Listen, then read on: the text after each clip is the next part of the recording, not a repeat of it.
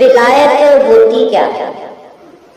ولی کی بات کرتے ہیں نا، ولی کیا ہوتا ہے؟ اس کی بہت ساری مثالیں ہیں، میں صرف ایک زاویے سے، ایک اینگل سے، ایک پہلو سے آپ کے سامنے ولایت کا تعارف تھوڑا سا رکھنا چاہوں گا۔ اصل میں ایسے ہے کہ سارے انبیاء جتنے بھی نبی وہ اللہ کی شان کے مظہر ہوتے ہیں۔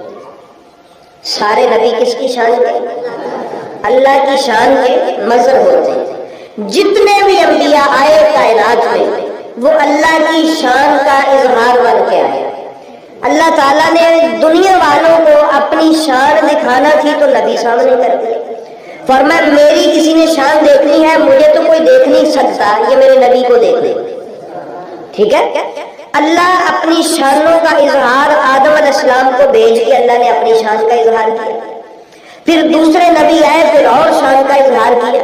یہ انبیاء میں جو مختلف طریقے سے شانیں ہیں یہ حقیقت میں اللہ کی قدرت کی شانیں ہیں، سمجھے؟ چونکہ اللہ کو تو نہ کوئی دیکھ سکے، نہ کوئی اس کو جان سکے، نہ کوئی اس کا نظارہ کر سکے، تو احباب گرامی پھر اللہ تعالیٰ نے فرمایا کہ بھئی میری مخلوق ہے، انہوں نے مجھے جاننا پہچاننا تو ہے نا، تو اللہ نے اپنے تعارف کے لیے، اپنی طاقت کے اظہار کے لیے، اپنی قدرت کے اظہار کے لیے، اپنی شان کے اظہار کے لیے انبیاء کو طاقتیں اور شانیں عطا فرمائی۔ فرمایا یہ میرے انبیاء ہیں، ان میں جتنی بھی طاقت ہے یہ حقیقت میں میری ہے، یہ جتنی بھی شانیں ہیں یہ حقیقت میں میری ہے۔ تو احباب گرامی انبیاء آتے رہے، شان خدا بندی کا اظہار بلند سے بلند درجے کی طرف جاتا، اللہ کی شان کا اظہار بلند سے بلند درجے کی طرف جاتا رہا، اور پھر آخر پہ امام الانبیاء خاتم المرسلین سیدہ زہرا پاک سلام اللہ تعالی علیہا کے بابا جان جب تشریف لائے تو اسی کو پیر مہر علی شاہ صاحب نے کہا تھا کہ سچ آکھا تے رب دی میں شان آ۔ بات سمجھ گئے؟ جس شان کی شانہ سب بڑیاں، تو میرے رسول کریم صلی اللہ علیہ وآلہ وسلم تشریف لائے، آپ کو اللہ نے سامنے دکھایا، فرمایا بھی کسی نے اب شانوں کی آپ کی تمہاری نظروں میں انتہا اور کمال کے درجے پہ دیکھنا ہو تو میرے مصطفیٰ کی شان دیکھو۔ یہ جو نبیوں کے معجزے ہوتے ہیں یہ حقیقت میں اللہ کی شان کا اظہار ہوتا ہے، نبیوں کی طاقت اللہ کی طاقت کا اظہار ہوتا ہے، نبیوں کی قدرت اللہ کی قدرت کا اظہار ہوتا ہے۔ بات سمجھ گئے؟ اللہ اپنی شان قدرت دکھانے کے لیے شان نبوت کو سامنے کرتا ہے۔ تو احباب گرامی پھر عین ہی اسی طرح جب اللہ اپنے کسی بعد والے لوگوں کو نبی کی شان دکھانا چاہے کہ تم نے نبی تو نہیں دیکھا لیکن تمہیں اس کی مثال اگر تم نے دیکھنی ہو کہ نبی کی شان کیسی ہوتی ہے تو اللہ پھر اس کی امت میں ولی پیدا کرتا ہے۔ میری بات آپ کو سمجھ آ رہی ہے؟ بھئی اللہ کسی نے نہیں دیکھا، اب دل تو کرتا ہے کہ بھئی دیکھیں اللہ کی شان کیسی ہے۔ اللہ نے فرمایا مجھے تو تم دیکھ نہیں سکتے، چلو ایسا ہے کہ میری تو کوئی مثال بھی نہیں ہے، لیسا کمثلہ شیء۔ قرآن میں اللہ نے فرمایا اللہ کے لیے تو کوئی مثال نہیں، مثال کیسے ہو، وہ تو ہے ہی بے مثال۔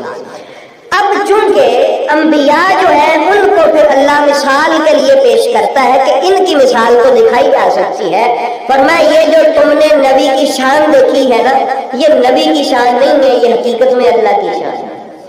یہ بظاہر کس کی شان؟ نبی کی۔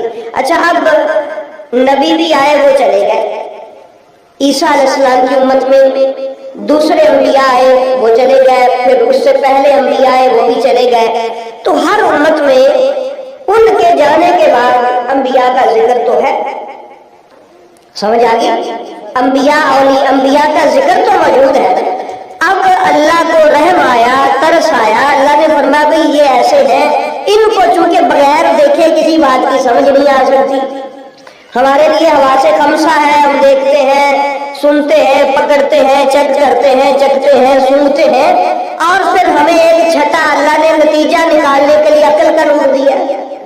یہ 5-6 چیزیں ملتی ہیں پھر ہمیں جا کے کسی چیز کی سمجھ آتی ہے کہ ویسے بھی آ جاتی ہے، نہیں نہ آتی ان کے بغیر۔